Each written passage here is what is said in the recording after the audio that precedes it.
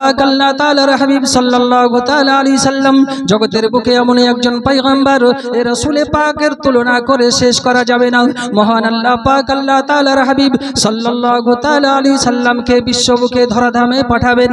তার পূর্বে মহান আল্লাহ পাক আল্লাহ তাআলা আমার নবী পাককে সৃষ্টি করেছিলেন। যেই সময়তে নবী পাককে সৃষ্টি করার সঙ্গে সঙ্গে আল্লাহর নবী সাল্লাল্লাহু তাআলা আলাইহি সাল্লামের পবিত্র নূর মুবারাকা মহান আল্লাহ পাক আল্লাহ তাআলার দরবারে 2 রাকাত নফল নামাজ পড়েছিলেন। জোরে বলুন সুবহানাল্লাহ। নবী আমার 2 রাকাত নফল নামাজে দাঁড়িয়ে গেলেন।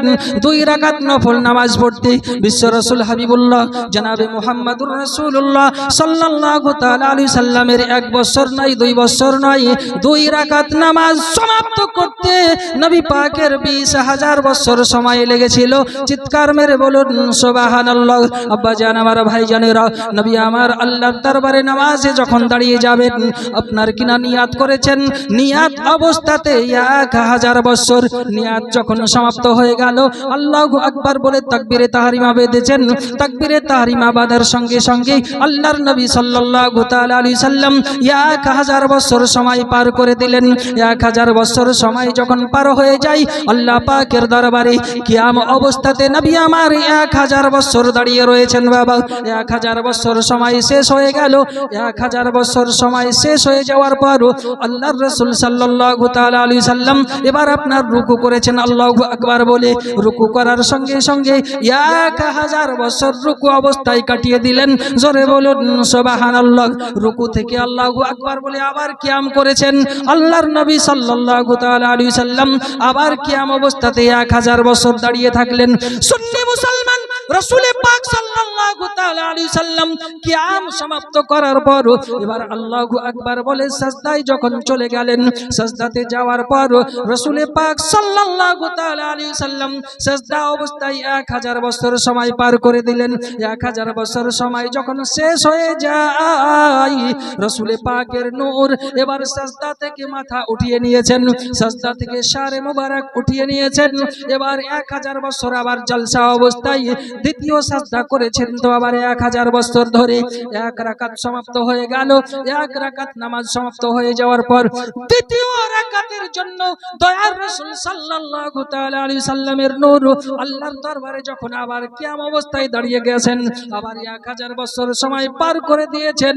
এ যুবকরা আমার, বন্ধুরা আমার, সোনামানিক, পৃথিবীর জমিনে আমরা যখন মসজিদে নামাজ পড়তে যাই, মসজিদে নামাজ পড়তে যাওয়ার সঙ্গে সঙ্গে 2 রাকাত নামাজ পড়তে কারো 2 মিনিট লাগে, কারো 5 মিনিট লাগে, কারো 2 সেকেন্ডে হয়ে যায়।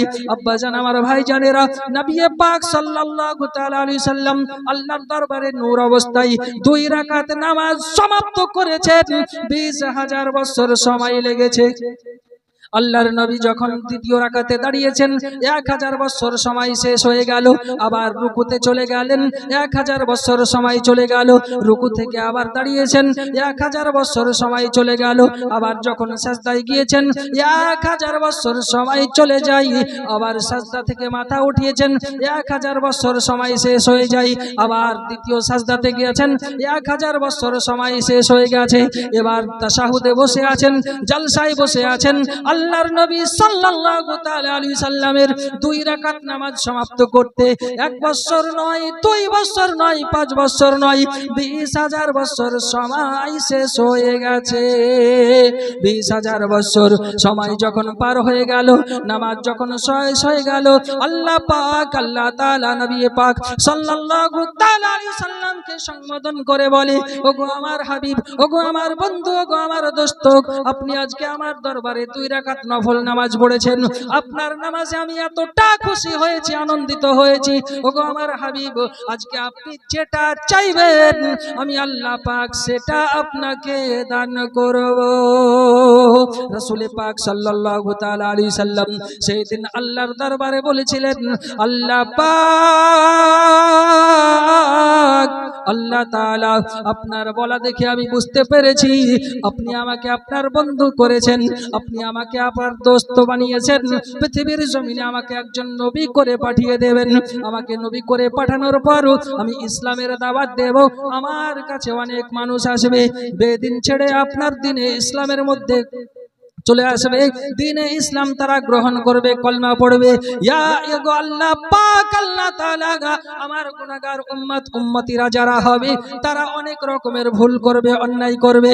আল্লাহ পাক আল্লাহ তাআলা, আমি আমার গুনাহগার উম্মত উম্মতির জন্য আজকের দিনে আপনার দরবারে ক্ষমা চেয়ে নিলাম। আল্লাহ পাক আপনি আমার উম্মতকে ক্ষমা করে দেবেন। মিল্লাতে ইসলামী আমার রাসূল পাক সাল্লাল্লাহু তাআলা আলাইহি সাল্লাম পৃথিবীর জমিনে আসেন নাই নূর অবস্থায়, আল্লাহর দরবারে গুনাহগার উম্মতের ক্ষমার ডিগ্রি আল্লাহ পাকের দরবারে সেই দিন চেয়েছিলেন।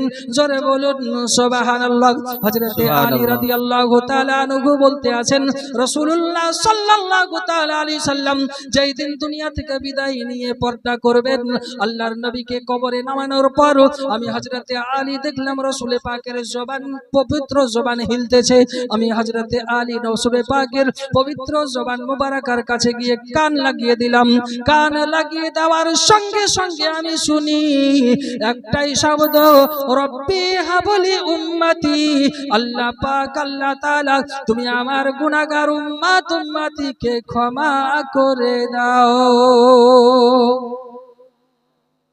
মুসলমান, তাহলে নবী দুনিয়ার বুকে আসেননি, আল্লাহর দরবারে নূর অবস্থাতে আল্লাহর কাছে আমার আপনার মতো গুনাহগার উম্মতের জন্য ক্ষমা সেই দিন চেয়েছিলেন।